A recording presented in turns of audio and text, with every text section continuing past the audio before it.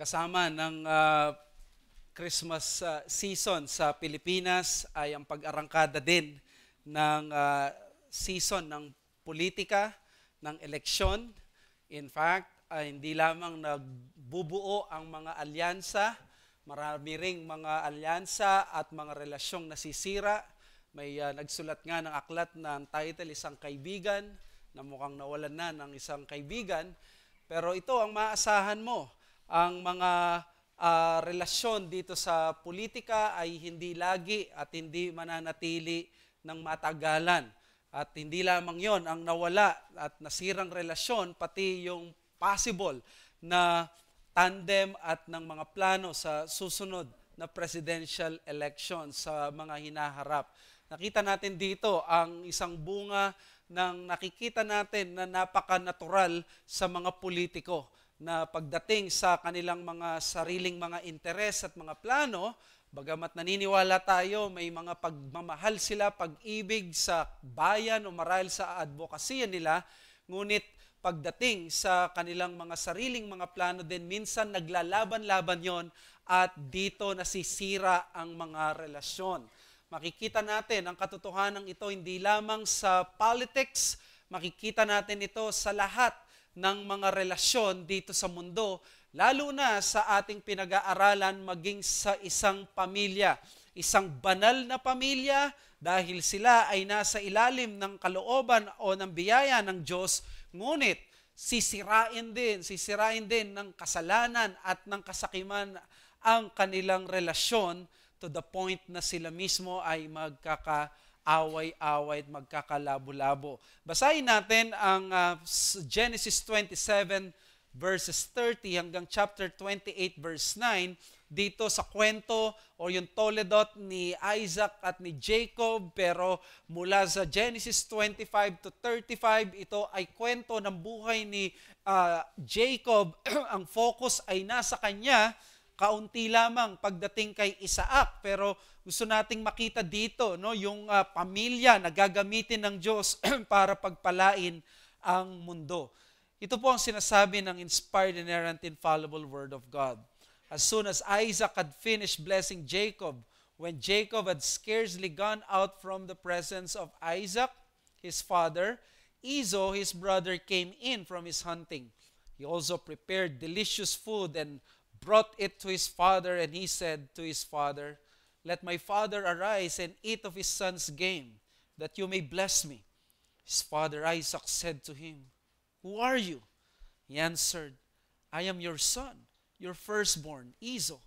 Then Isaac trembled very violently and said, "Who was it then that hunted game and brought it to me, and I ate it all before you came, and I have blessed him? Yes, and he shall be blessed." As soon as Esau heard the words of his father, he cried out with an exceedingly great and bitter cry and said to his father, "Bless me, even me also, O my father." But he said, "Your brother came deceitfully, and he has taken away your blessing." Esau said, "Is he not rightly named Jacob? For he has cheated me these 2 times. He took away my birthright, and behold, now he has taken away my blessing." Then he said, "Have you not reserved a blessing for me?" Isaac answered and said to Esau, "Behold, I have made him lord over you, and all his brothers I have given to him for servants, and with grain and wine I have sustained him. What then can I do for you, my son?" Esau said to his father, "Have you but one blessing, my father? Bless me, even me also, O my father." And Esau lifted up his voice and wept. Then Isaac his father answered and said to him, "Behold, away from the fatness of the earth shall your dwelling be, and away from the dew of heaven on high. By your sword you shall live, and you shall serve your brother, but when you grow restless, you shall break his yoke from your neck." Now Esau hated Jacob because of the blessing with which his father had blessed him. And Esau said to himself, "The days of mourning of my father are approaching, then I will kill my brother Jacob." But the words of Esau, her older son, were told to Rebekah. So she sent and called Jacob, her younger son, and said to him, "Behold, your brother Esau comforts himself about you by planning to kill you. Now therefore, my son, obey my voice. Arise, flee to Laban, my brother, in Haran, and say, stay with him in a while, until your brother's fury turns away, until your brother's anger turns away from you, and he forgets what you have done to him. Then I will send and bring you from there. Why should I be bereft of you both in one day? Then Rebekah said to Isaac, I loathe my life because of the Hittite women. If Jacob marries one of the Hittite women like this, one of the women of the land, what good will my life be to me? Then Isaac called Jacob and blessed him and directed him, you must not take a wife from the Canaanite women. Arise, go to Padan Aram, to the house of Bethuel, your mother's father, and take as your wife from there one of the daughters of Laban, your mother's brother. God Almighty bless you and make you fruitful and multiply you, that you may become a company of peoples. May He give the blessing of Abraham to you and to your offspring with you, that you may take to your offspring with you, that you may take possession of the land of your sojourning that God gave to Abraham. Thus Isaac sent Jacob away, and he went to Padan Aram to Laban, the son of Bethuel, the Aramean, the brother of Rebekah, Jacob's and Esau's mother. Now Esau saw that Isaac had blessed Jacob and sent him away to Padan Aram to take a wife from there, and that as he blessed him, he directed him, you must not take a wife from the Canaanite women.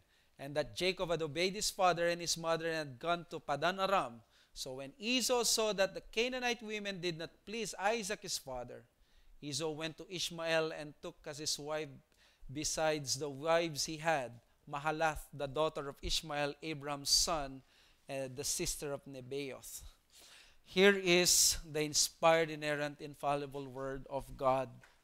Let us submit to its teachings. Well, ang binasa natin ay bahagi ng Toledoth ng isang dysfunctional family of sinners, pero sila ay binisita ng biyaya ng Diyos.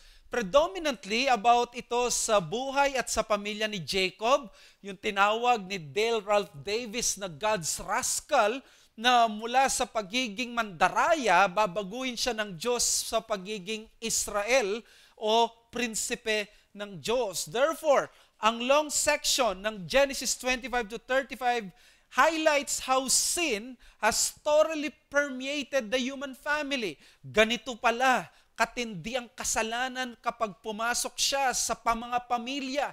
Magkadugo, mag-aaway, maglolokohan, maggagamitan. Pero ang kwento dito, hindi lamang para i-highlight ang kasalanan ng mga pamilya, kundi sa dark canvas ng isang notoriously sinful family na ito shines the power of the grace to bring change and redemption to them and to the whole world. This what makes the section so powerful to many Christians. Marami sa atin ang galing o nasa pamilya ngayon na maraming mga issues. May mga malalim na sugat sa mga kapatid. May mga kinikimkim na mga matitinding sama ng loob. May mga tampo sa mga magulang. At ilang taon ng iwasan at walang pakialamanan. Marahil nandiyan ka sa ganyang pamilya. Lahat ng pamilya ay may mga issue sa buhay. Lahat may problema. Dahil sa kasalanan, lahat ng pamilya dysfunctional. May mas matindi lamang na pagka-dysfunctional, may mas less lamang pagdating sa mga problema. Kaya dito makikita natin sa katotohanan na napaka-powerful ng passage na ito because nakaka-relate ang bawat isa sa atin. And with all those years ng pagtitiis natin marahil sa ating mga pamilya, karelasyon, parang bomba, na hindi mo alam kung kailan sasabog and you wonder why or how, na paano kaya magkakaroon ng pag-asa sa pamilyang ito. Halos gusto mo na lamang makalayas sa iyong pamilya. Well, here's the story of a family that is more dysfunctional than yours. Ito ang storya ng isang pamilya na mas malala kaysa sa pamilya mo. Sapagkat dito, masasabi natin na kahit na napakasama, hindi yun ang nakakagulat. Ang nakakagulat hindi yung bakit sila Isaac, bahagi ng covenant, napakasama nila. Alam nyo, nakakagulat dito yung sinabi sa Genesis 28 verse 14. In you and your offspring shall all the families of the earth be blessed. Ito yung mas nakakagulat. Paanong sa pamilyang magulo at dysfunctional na ito, pagpapalain daw ng Diyos ang buong mga pamilya dito sa mundo. Kaya alam nyo, napakaganda nitong passage na pinag-aaralan natin at nasa part na tayo where Isaac is planning to transfer the blessing or yung Abrahamic blessing sa kanyang paboritong anak na si Esau. Alam niyo, direct disobedience ito sa Diyos, given na si Rebecca, sinabi na ng Diyos sa kanya, bago pa ipanganak ang kambal, that the Lord has already revealed that the one shall be stronger than the other, the older shall serve the younger. Kaya sa apat na miyembro ng pamilyang ito, si Isaac, Rebecca, Esau, Jacob, wala ni isa sa kanila ang bida. Bawat isa sa kanila ay kalaban. Kalaban dahil nais nilang i-manipulate ang pangako at yung plano ng Diyos ayon sa kanya-kanyang naisin. Una na rito ay ang padre de pamilya ng tahanan na si Isaac. Imagine mo, inutusan niya si Esau para ipagkaloob ang blessing na hindi naman nararapat sa kanya. And then dumagdag itong si Rebecca na siyang ilaw ng tahanan pero maghahasik ng kadiliman sa kanyang mga anak. Siya ang magiging tagasulsol ng tahanan nung i-manipulate niya si Jacob para lokohin ang tatay. And then itong si Jacob, God's rascal, na nag-agree sa evil plan ng kanyang nanay na manipulative, na diniceive ang kanyang father. And then si Esau, may pagmamalaki ba natin si Esau? The man who did not even care about the things spiritual na patungkol sa covenant kay Yahweh. Okay lang sa kanyang i-give up ang birthright. Wala sa kanya ang mga spiritual na bagay. Yet in all these things, we saw the main thread that weaves the narrative. Ang nagwi-weave dito na sa narrative is that God will make sure that He will fulfill His will and delivers His promises to Abraham, to his descendants, that would bless all the families of the earth, despite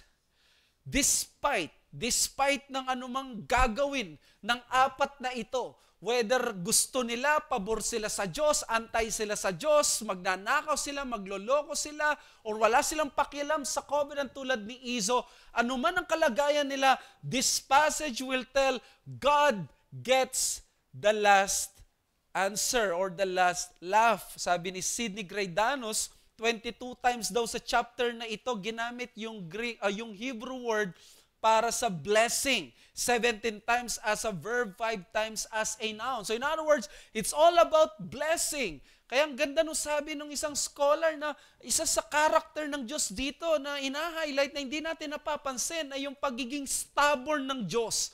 God is stubborn in a way that He will make sure that His plans and promises will come to pass despite the human players would be for or against His will. At ginawa niya ito sa passage na ito. Ang great and sovereign Yahweh fulfilled this grand plan despite Isaac's opposition, despite Rebekah's manipulation, despite Jacob's deception, despite Esau's rejection. Yun yung message natin last time. God's blessing is always by grace. That is why it comes even to the bad and deceitful. Nakakapagtaas ng kilay ang biyaya kasi dumarating siya sa mga hindi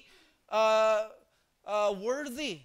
And now, while focusing on the main theme of God's prevailing will, despite the human condition, there is something dito sa long passage na hindi ko gaanong pinansin nung nakarang i-preach ko ito at gusto kong bigyan ito ng laser focus. Ano yung gusto kong i-emphasize? Dati na-emphasize natin yung redemptive thread. Gusto ko munang tingnan ngayon yung thread ng sin. Yung sin ng mga characters and what did that sin do to them. It would be biblically unfaithful to just highlight yung grace ng Diyos without taking a closer look on the not so holy family at yung selfish decisions nila and sinful decisions nila, yung consequences and misblessings. Ang tanong dito, inaprobahan ba ng Diyos yung kanilang scheming, lying, manipulating, deceiving, and controlling ng situation? If not, inaddress ba ito ng passage? Did the passage reveal to us what happens when God's people try to obtain the only, yung advantages lamang ng blessings, yung goodness na makukuha nila, pero ayaw nila sa Diyos, katulad ni Iso, anong mangyayari kapag ang gusto lang natin yung blessing? Katulad ni Iso, gusto niya yung blessing but he did not want the covenant, he did not want God. Si Iso ay tumangis pa sa 27:34. He cried out with an exceedingly great and bitter cry and said to his father, "Bless me, even me also, O my father." He still wanted the blessing, but we all know that these are just crocodile tears. There's nothing impressive dito. Gusto lang niya, hindi siya malamangan. At yung advantage niya kay Jacob manatili bilang panganay. He wanted the blessing but he never wanted the covenant. Ang gusto niya ay pakinabang ng Diyos, ngunit ayaw niya ng relasyon sa Diyos. And here in the passage, I want to highlight that God is not mocked. He will not be deceived. Therefore, the blessing of Esau became what Alan Ross called the anti-blessing. Imbes na blessing ang ma-receive niya dahil blessing lang ang gusto niya at ayaw niya sa covenant at ayaw niya sa Diyos, what he received is not the blessing but the anti-blessing. The blessing that just turned out to be a curse. Nung sinabi niya na ito ang dew of heaven, magkakaroon ka ng grain, sabi niya kay Jacob, para sa kanya dapat yon. Pero nung sinabi dito sa verse 39 and 40, ikaw away from the fatness of the earth, away from the dew of heaven, yung blessing naging curse, yung sabaw natapon, yung pagkain naging bato pa, pera na naging bato pa. And that is the message na gusto ko na ibigay sa inyo as a sort of warning sa atin. Merely wanting the blessing alone without wanting God turns the blessing into a curse. Merely wanting the blessing alone without wanting God turns the blessing into a curse. Or in the words of the great John Piper, God is the gospel. You cannot treat Jesus na parang ticket lang, na kailangan mo lang para makapasok ka sa sinehan at pagkatapos pwede mo nang punitin at itatapon, that Jesus is only a fire exit. At ang sino mo magtatangka na tratuhin siyang ganyan, according dito sa passage natin, hindi siya kailanman makakalusot sa righteous dealings ng Diyos. Tulad na lamang ni Esau, a classic Old Testament example of a man who only wanted the blessing but without subjecting himself to the obligation, morality, piety, and commitment to the covenant. Di ba maraming ganyan sa atin? Gusto natin yung blessing ng Diyos, but we do not want the God of the blessing. We do not want the gospel. We do not want the commandments of God. We don't want the covenant, the commitment. We only want the blessing of the covenant. At ito yung problema kay Esau. It is somewhat the same kay Rebecca, kay Jacob, kay Isaac. They all wanted the blessing, but sa kanila naman, they want it the way they want. Hindi sa way ng Diyos. And nag-a-appeal ako sa inyo, may this message mag-issue ng stern warning, paalala rin sa atin. Hindi natin pwedeng tikman ang prutas ng biyaya ng Diyos at tayo mananatili at hindi tayo mananatili sa mismong puno ng Diyos. We cannot choose the blessing and then discard the blesser. We cannot just receive the gift while rejecting the gift giver. So dito ipapakita ko what are the consequences of wanting the blessing without wanting God. There are two things in the passage that is from the blessed future that turned to barren life. Number two, blessed family turned to broken relationship. Tingnan natin yung una. Blessed future turned to barren life. Even when Esau cried bitterly after being deceived, Isaac did not retract his blessing for Jacob. Di ba kayo nagtataka doon? Bakit hindi na lang niretract ni Isaac yung blessing? After all, napatunayan niya, niloko tayo ng anak natin. Oops, hindi counted yun. Niloko niya tayo. Pero sabi ng isang scholar, hindi binawi ni Isaac yon, hindi dahil may irrevocable power yung pagsasalita, na dahil binless na siya, hindi na niya pwedeng bawiin yon. Alam niyo bakit di raw binawi ni Isaac yon? Because sabi ng scholar, it appears na si Isaac mismo, by this time, sumuko na siya sa kalooban ng Diyos, tinanggap na niya na anumang gagawin niya, hindi niya mauutakan ang Diyos. Inaccept na niya na bagamat masama ang paraan ni Jacob at ni Rebecca, pero yung intention nila ay naka-align sa intention at plano ng Diyos. In other words, yung sinabi sa verse 32, di ba?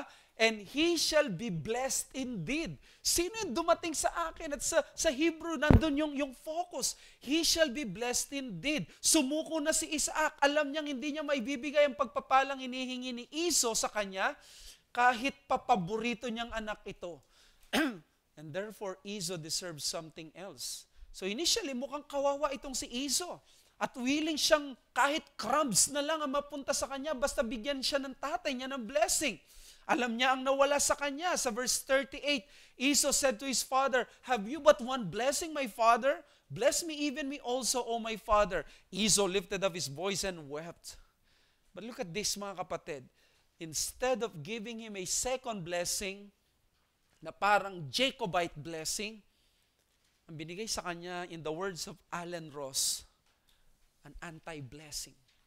Na kada linya ng pagpapala, blessing, bigyan mo ko ng blessing, pero kada linya ng sinabi ni Isaac, kung titingnan mo, kada linya ay paalala lamang ng kabaligtarang magandang blessing kay Jacob. Ito yung kabaligtaran ng na-receive ni Jacob. For example, napakaganda pa sa pagkalagay ng poetic stanza, may 3 lines corresponding negatively sa positive blessing na natanggap ni Jacob. For example, sa verse 39, "Behold, away from the fatness of the earth shall your dwelling be." Alam niyo, kibat nun sa verse 28, yung kay Jacob, pakinggan nyo, "May God give you the dew of heaven and the fatness of the earth." Nakita nyo, contrast. Para sa iyo, Jacob, ang fatness of the earth. Sa verse 39, away from the fatness of the earth. Verse 39, away from the dew of heaven on high. Anong kapalit kay Jacob? Verse 28, and plenty of grain and wine. In other words, ang kay Jacob magiging conducive sa agricultural,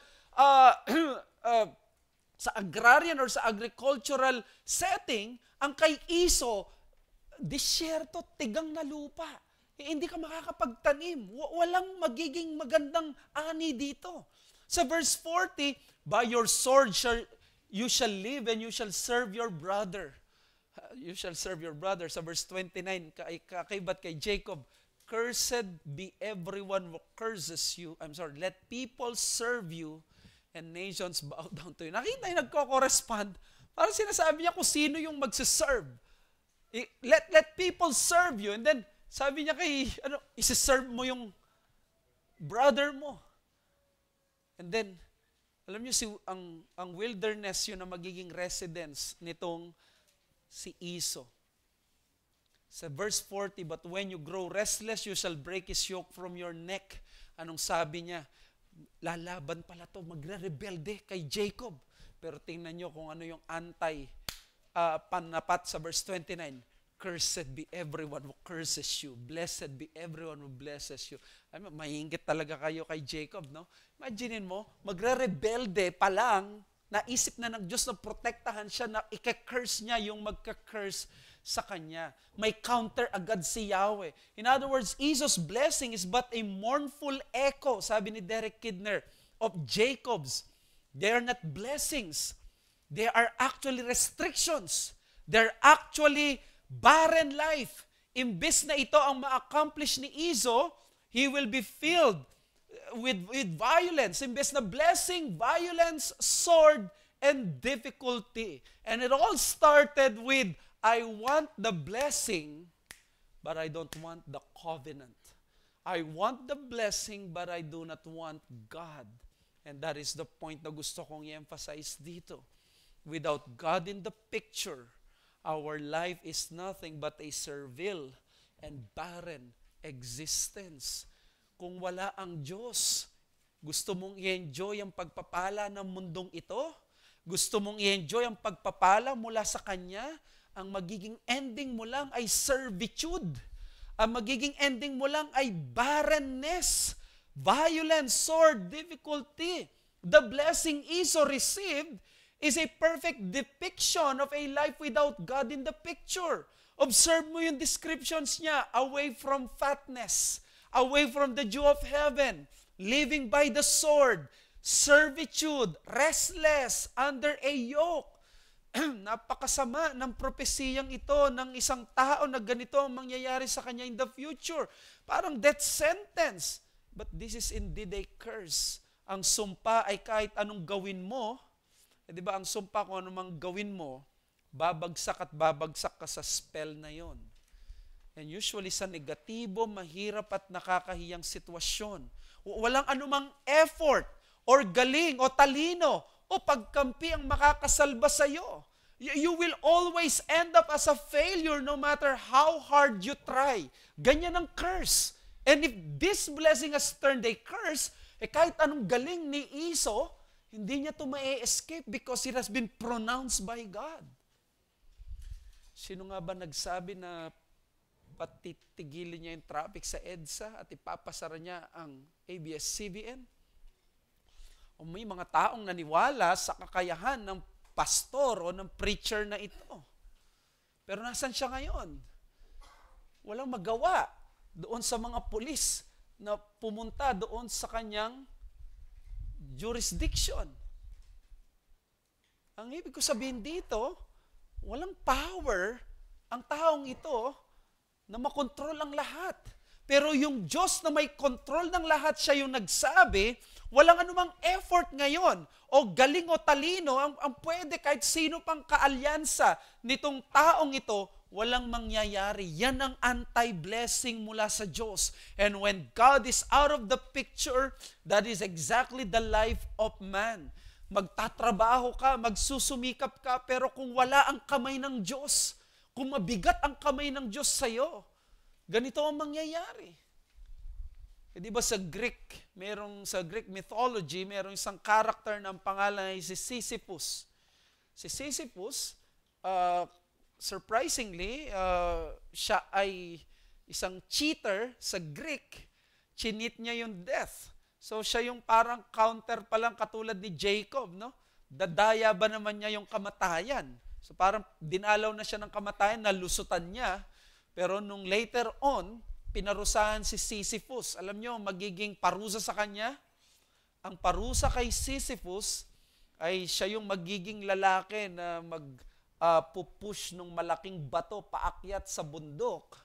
At pagkatapos na malapit na niyang mailagay doon sa taas, biglang gugulong na naman uli. At loop yun. Forever na gagawin ni Sisyphus yun. Na kahit na anong gawin niya at lakas niya, aakyat niya yung bato, pero gugulong uli at gugulong uli yon.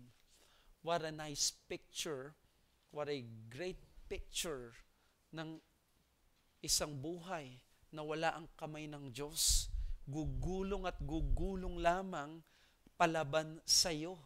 Ang buhay, magiging matumal, magiging mahirap, magiging parang walang gana, parang walang saysay. Ganito mismo, fruitless labor. Si Sisyphus, ang story niya, it embodies the idea of fruitless labor, at ganyan si Esau. In other words, alam niyo mga kapatid, hindi ito kwento patungkol sa pagiging mean or unkind ng Diyos kay Esau. Remember, si Esau ang nag-reject sa Diyos. Ayaw niya sa Panginoon. And everything about the covenant. Yet curiously enough, he wanted the blessing. And this is what he got. Not the blessing, but the anti-blessing. An assurance that whatever he does in the future, God seals him to barrenness, to servitude, a destiny in the parched desert. Parang sinasabi ng Diyos sa kanya, translation, kung ayaw mo ako, ayaw mo ang covenant ko, ayaw mo kabanalan ko, titiyakin kong aayawan ka ng pagpapala ko. O some might see here yung malupit ang Diyos, but God forbid. Ano ba ang tawag sa buhay na walang Diyos, mga kapatid? Ano ang tawag sa kinabukasan na wala ang kamay ng Diyos? Hindi ba't barren life? Kung ang buhay mo ay walang Diyos, yan ay buhay na tigang, yan ay buhay na baog, yan ay buhay na walang saysay. Yan ang buhay kapag wala ang kamay ng Diyos. Nung dumating ang isang propeta na sa Israel at nagtatanong sila, mahal ba kami ng Diyos?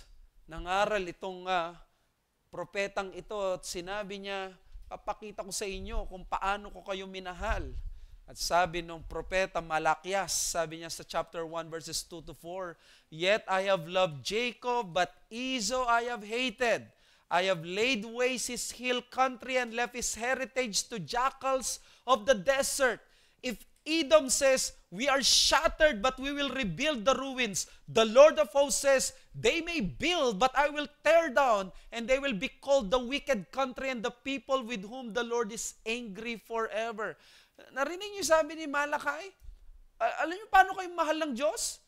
Tingnan niyo, mahal kayo ng Diyos dahil pinili niya kayo at hindi kay Esau. Hindi lang yon, pinrotektahan niya pa kayo mula sa mabangis na bayan na ito.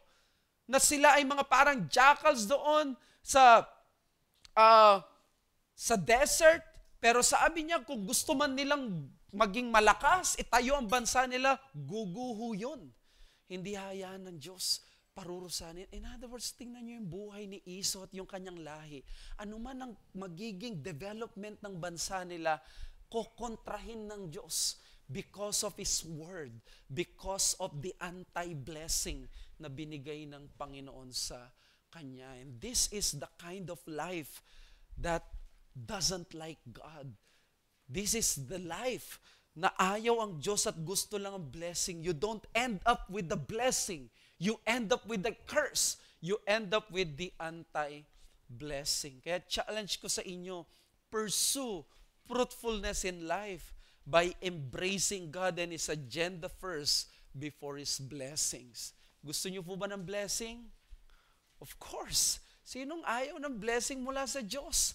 But the key here is not like that. The key here is not to want the blessings first.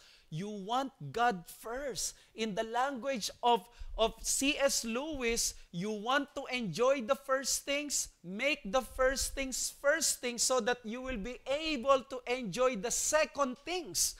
The second things can only be enjoyed when they are enjoyed as second things.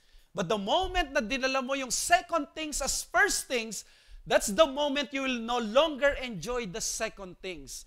Translation, kung ang kayamanan mo, pang second thing yan, ginawa mo siyang priority ng buhay mo, you will lose that enjoyment, proper enjoyment sa kayamanan mo at sa blessing na meron ka. O you fill in the blanks, whether your career, yung maganda mong trabaho, yung business mo, o yung anak mo, o yung ikakasal ka, o yung birthday mo, anumang bagay na yon. All these blessings, if you just want them first and not God and His agenda, then therefore you are going to a life that is barren.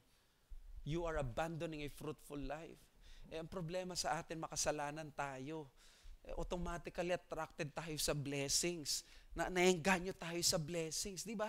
Ang daming mga Kristiyano, naengganyo sila sa trabaho, malaking pasweldo kahit wala na sila ng Lord's Day at di na sila makakasamba. After all, this is their chance. This is their chance na yumaman. I won't give this up. So in other words, kahit alam niya na mali ito, pero alam niya na ito ay pagpapala, na-attract siya. Nagkakaroon siya ng compromise. At kahit sino ka pa, hindi mo may tatanggi, gusto mo ang blessing ng Diyos, kailangan mo ang blessing ng Diyos. Sino ang tao na hindi magnanais sino ang tao magnanais ng barren life ni Esau? Natural sa atin na magnais ng fatness. Ayaw natin ng fats, but we like fatness. The dew, the grain, the wine. In other words, abundant blessings and nothing wrong as long as it is from God. Not necessarily prosperity gospel ito. Remember, this is in the Old Testament. At may pagpapalang ganito na physical and material ang Old Testament. Pero kung yan lang ang hanap mo, remember this, kapatid. Kung ang hanap mo lang is dew, fatness, grain, and wine, and that's all, remember, even Satan can give you that. Much better pa at times. Luluhod ka pa kay Satanas. In fact, sinabi niya sa ating Panginoong Jesus, Matthew 8:8-9, again, the devil took him to a very high mountain and showed him all the kingdoms of the world and their glory. And he said to him, all this I will give you if you will fall down and worship me. What if sinabi ito sa'yo ni Satanas? Just fall down, I will give these things to you. Get the blessing without God, without morality.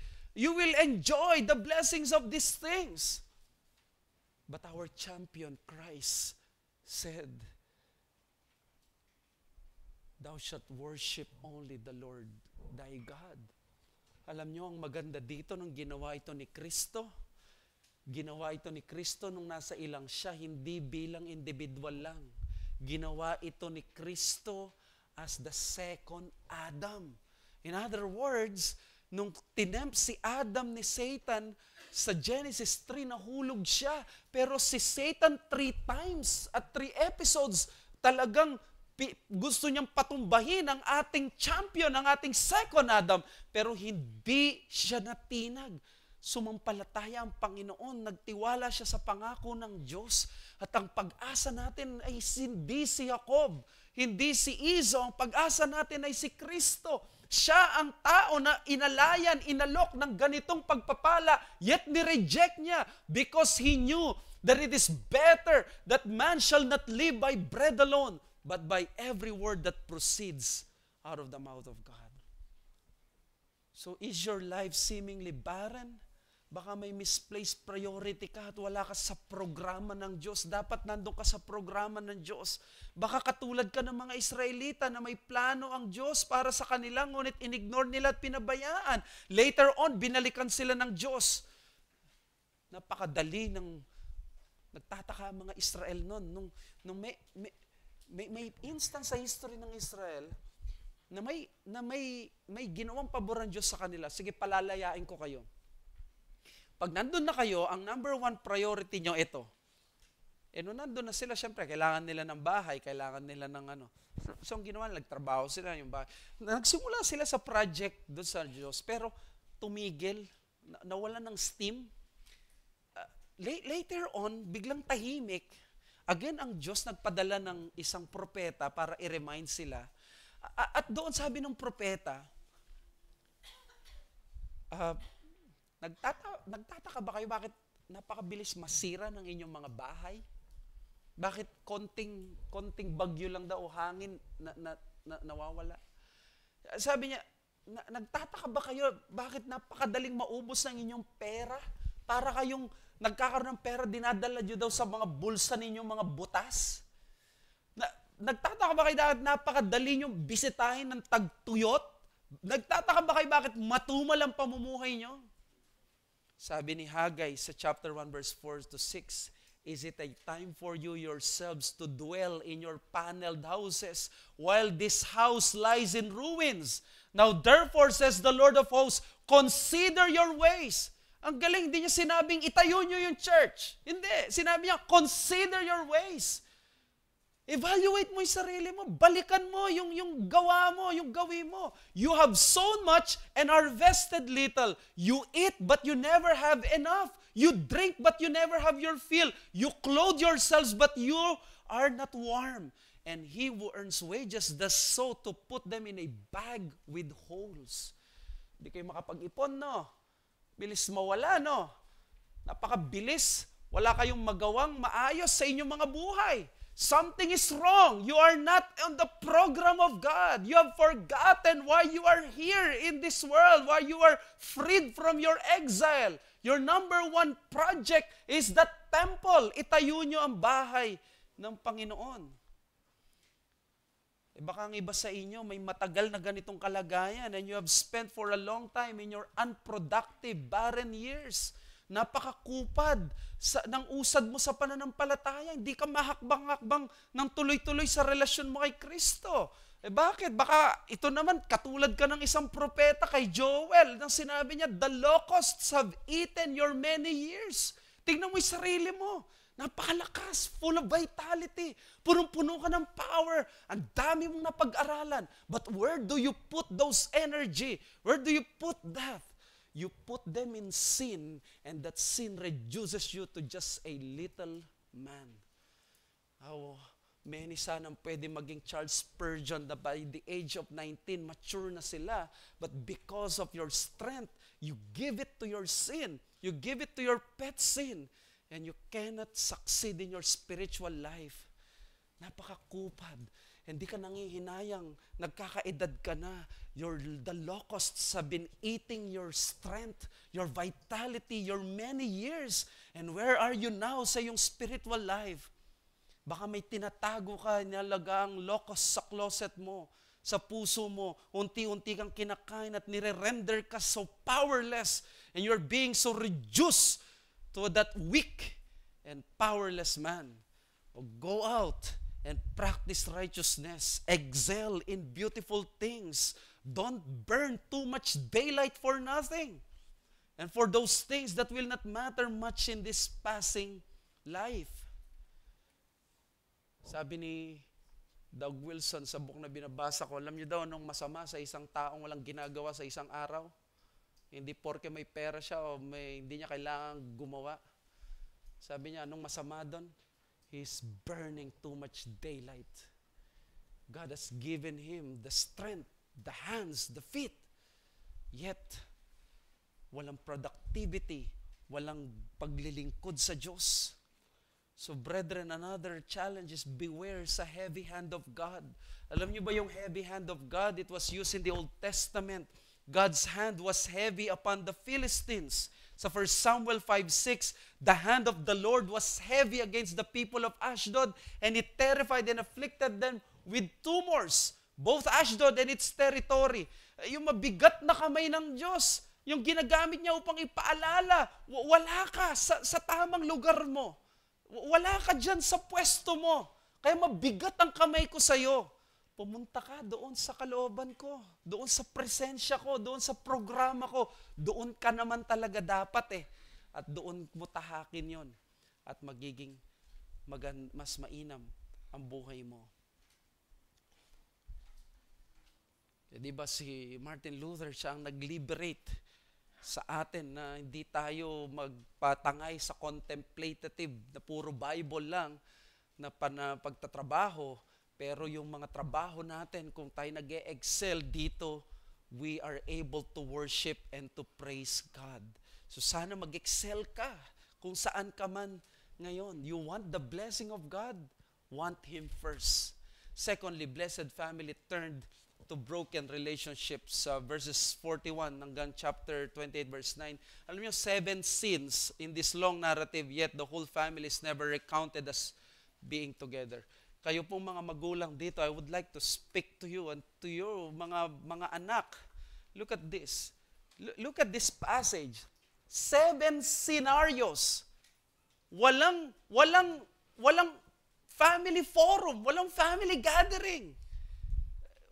Talk about a dysfunctional and unhealthy family. Hindi lang biro-biro yung unang nabasa na sa Genesis 25, para palang pinaparinggan na tayo at piniprepare na tayo. Hindi maayos ang mas matindi mababasa nyo pagdating ng 27. Kasi sabi niya sa 25, paborito ni Isaac, si Esau, paborito naman ni Rebecca, si Jacob. Kitang-kita nyo yung pagkanya-kanya. Ito yung sin sa text natin. Sin number 1, si Isaac kinausap si Esau. Second sin, si Rebecca kinausap si Jacob. Third sin, si Isaac kinausap si Jacob. Binless niya, niloko siya ni Jacob, di ba? Pang-apat, dumating si Esau, Isaac and Esau. Fifth, si Rebecca at si Jacob nagsabi, narinig ko yung kapatid mo, gusto kang ipapatay. Sixth, si Isaac at si Rebecca, kinausap ni Rebecca si Isaac, naku, kailangan mo nang itong anak mo, baka mag-asawa ng Hittite. And then seventh, si Isaac at si Jacob, sinabi niya, Jacob, pumunta ka sa tito, laban mo, doon ka manirahan, maghanap ka ng mapapangasawa. In fact, wala kang makikita na si Jacob at si Esau, nagkita sila at nag-usap dito sa story. Wala ka rin makikita na si Rebecca, kinausap niya yung isa niyang anak, si Esau. In all these 7 sins, puro paborito, walang family. Walang family gathering or forum to talk about this. Expectedly, anong nangyari? Si Esau, kinamuhian niya si Jacob, sa ginawa niya, he planned to kill him. after niyang mamatay si Isaac. Tingnan niyo yung pag-care ng Panginoon para i-preserve si Jacob. May dalawa.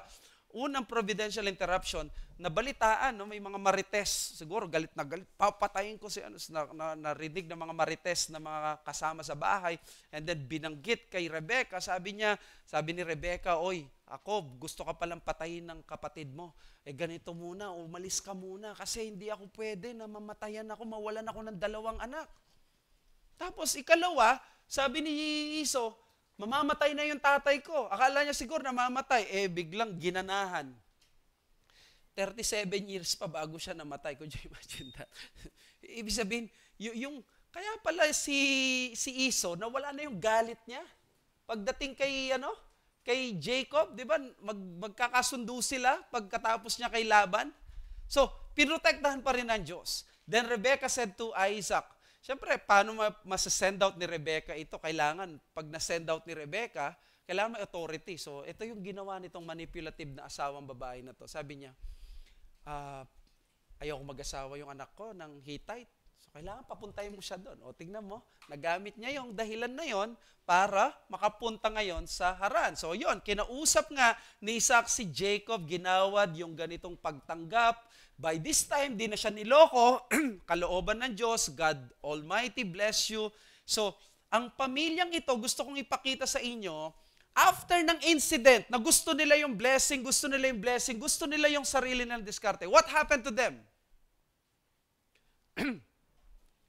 Si Isaac, namatay siya nang hindi niya nakita na nagkasundo ang kanyang mga anak. Si Rebecca, nawala yung kanyang anak na paborito na si Jacob. At alam nyo ba, hindi umabot ng 20 years si Jacob doon, mamamatay na si Rebecca, hindi na sila muli magkikita. He lost his favorite son. Si Jacob, siya ang magmamana ng pagpapala pero umalis siya, penniless. Wala siyang anumang pag-aari. Babalik siya pag-aari, niloko na lang niya si Laban. Doon na lang siya ng scam.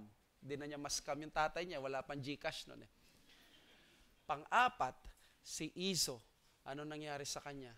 He was that bitter, unbelieving man. And that is the point. Nagkawatak-watak dahil sa sin. When God's people cherish the blessing more than God, what happens? Sin finds a way to destroy their relationships. Amen? This is what sin does to us. Pag inuna natin ang blessing at wala sa Diyos, tapos magkakalapit tayo, whether we are in a church, whether we are in family, this will destroy not only our hearts, but also our relationship. Ano nangyari sa manipulasyon ni Rebecca? Wala. 20 years na wala lahat ng yan. Yan ang bunga ng kasalanan. Yan ang ministry ng kasalanan. Ang kasalanan, sisirain niya hindi lang ang relasyon natin sa Diyos, kundi pati ang mga relasyon natin sa isa't isa. Ang pamilya na dapat daluyan ng pagmamahalan at pagbibigayan, dahil sa kasalanan nagkahiwa-hiwalay, nag-away-away. Ito ang ministry ng sin sa buhay ng tao, tagasira ng relasyon. And thank God, dahil nagkaroon din ng ministry ng gospel na nagbabind at nag-heal ng mga nasirang relasyon. Ito ang pagpapala sa New Covenant, na dahil kay Jesucristo at sa Ebanghelyo niya, hindi na tayo kailanman matatakot na tagasira na lang tayo ng relasyon. O sino sa inyo bago naligtas walang relasyong nasira? Ang daming relasyong nasira.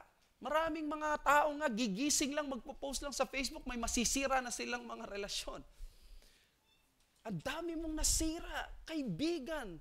Ang dami mong nasira na mga tao, ang daming nasira. Pero nung dumating si Kristo, alam mo ba, isang ministeryo ng Ebanghelyo, hindi lang magligtas, pabanalin ka. Ang instrumento din na ito ay mag-bind, mag-heal ng mga relasyon, magbalik mula sa pagkasira. Lalabanan yan ng Ebanghelyo. At yan ang patuloy na gagawin ng gospel dahil supernatural ang gospel. Sabi nila, pastor, ang gospel, ang mga relasyon, pag nasira yan, yung trust, pag parang lamat yan ng dito sa mundo, lamat yan ng salamin. May crack na. And I tell you, you're correct.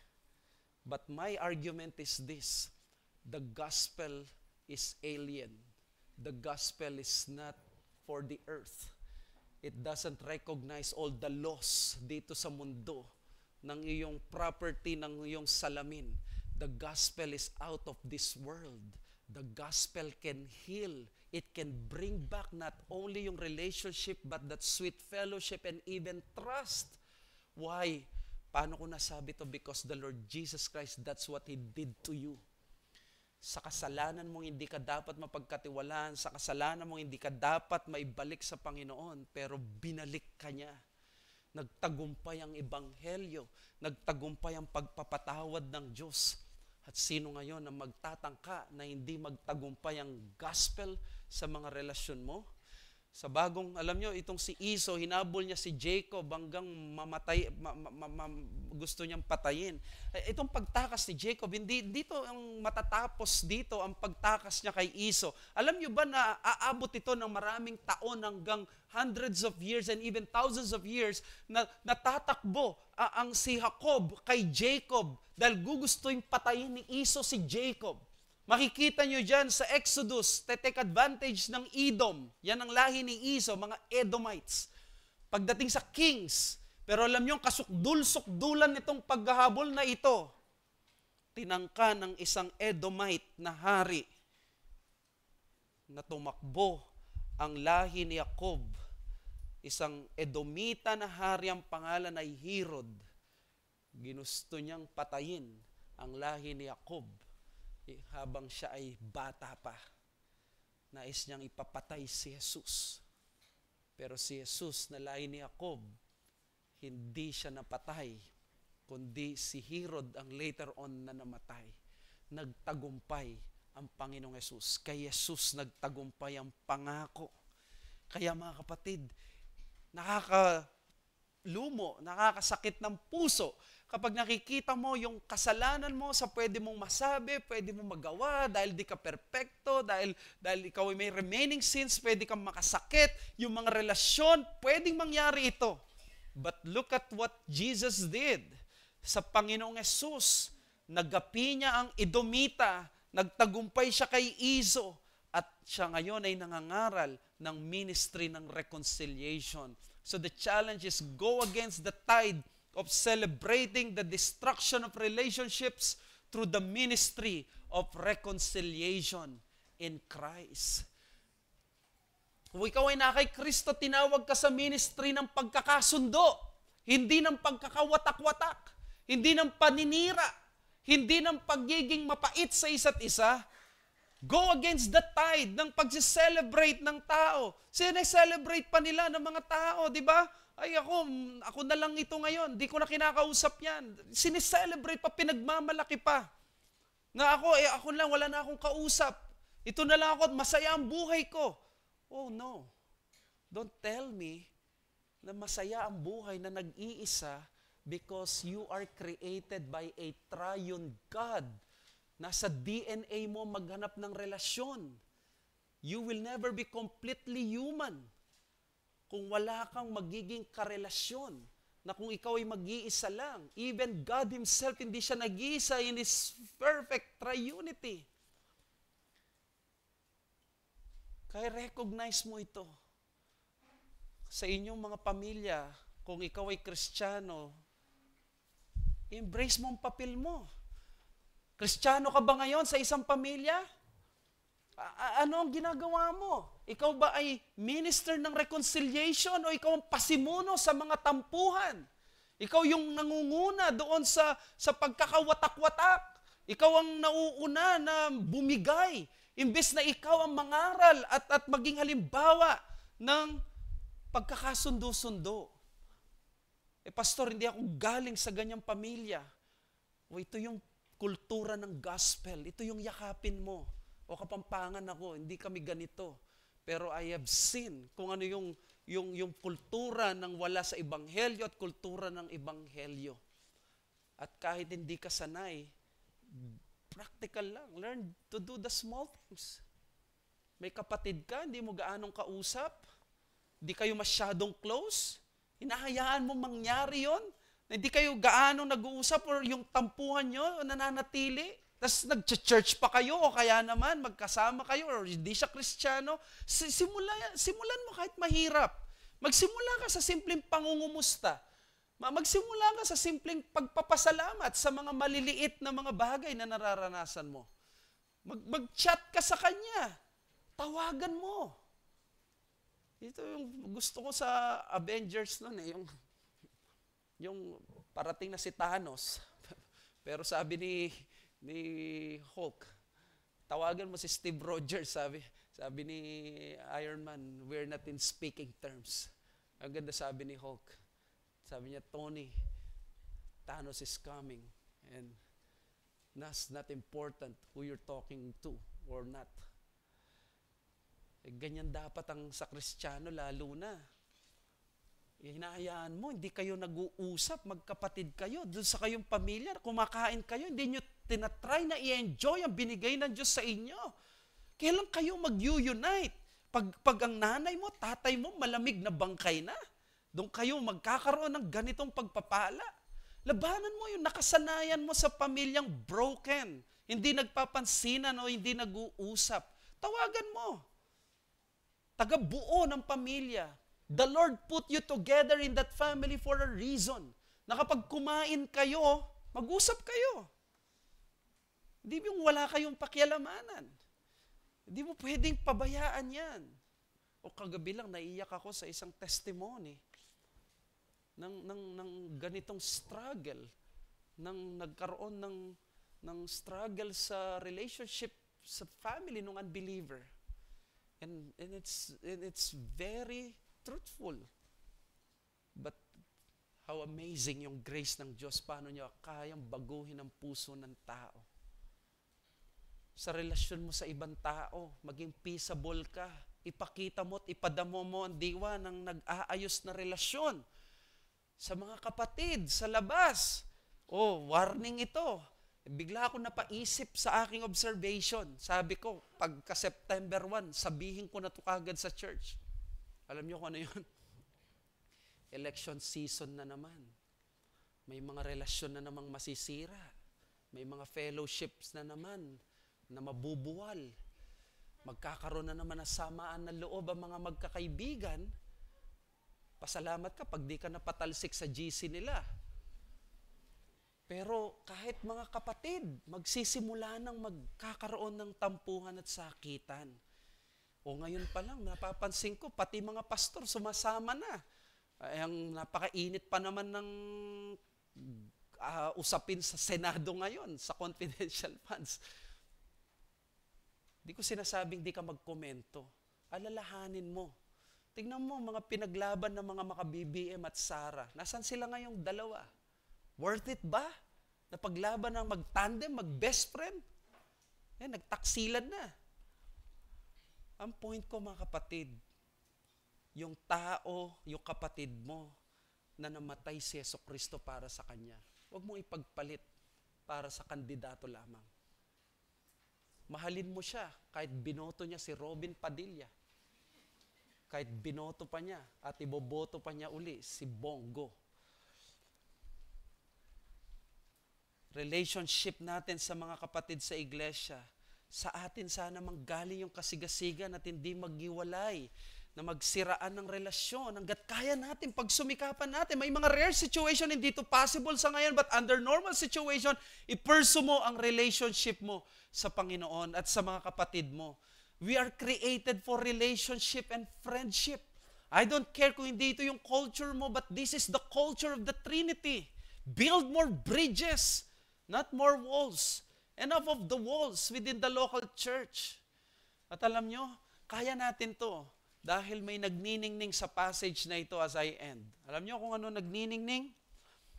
Sa lahat ng dark na pinin ko sa inyo, meron nagniningning dyan na ilaw sa verses 3 and 4. Sabi ni Isaac kay Jacob, God Almighty bless you and make you fruitful and multiply you, that you may become a company of peoples. May He give the blessing to Abraham, to you and your offspring with you, and that you may take possession of the land of your sojournings. Imagine, wala pang asawa si Jacob, pero promise ni Isaac sa kanya, Jacob, magkakapamilya ka at gagamitin ka ng Diyos para i-bless ang lahat ng mundo. At makikita natin ito sa Galatians 3:13 to 14. Christ redeemed us from the curse of the law by becoming a curse for us, for it is written, cursed is everyone who is hanged on a tree, so that in Jesus Christ, listen, the blessing of Abraham might come to the Gentiles, so that we might receive the promise through Spirit. Promise Spirit through faith. Mga kapatid, you are from a broken family. You are from a broken relationship. You are from a sinful family. And you have read the anti-blessing. But the text gave us not only an anti-blessing, but also the anti-curse. The anti-curse lies in verses 3 to 4. Christ, God Almighty, bless you and make you fruitful. Si Kristo ang anti-curse natin. Siya ang mag-aalis ng mga curses, ng mga kamalasan kung meron mang ganun na pananalita ang mga tao. Kaya kung wala ka pa kay Kristo, lumapit ka sa Kanya, huwag mo sayangin ang pagkakataon na ito. Lumapit ka sa Panginoong Hesus. Siya lamang ang makakapagbalot sa iyo ng katwiran sapagkat sa iyong kalagayang makasalanan at banalang Diyos, tutupukin ka ng puot ng Panginoon. At wala kang pwedeng maisalba dyan at may pangharang kundi ang katwiran lamang ng Panginoong Hesus. Walang ibang gamot kundi ang anti-curse, Christ on the cross. That blessing may have turned curse in Izo, but if you're in Christ, all curses will be turned to blessing. Let's pray. Father, we thank you for what we have heard. We praise you sa bagay na ito. Lord, salamat. At ang mga katotohanan na narinig namin ay very precious at nawa nga ito'y mag-turn sa amin mula sa curse sa pagiging blessing because we have Christ, the anti-curse. Salamat, Panginoon. At nawa may tao dito na makita niya ang pangailangan niya sa Panginoong Hesus. At kaming lahat, mag-yearn kami toward reconciliation, towards the blessing of having God, not only having blessing. Thank you, we ask this in Jesus' name.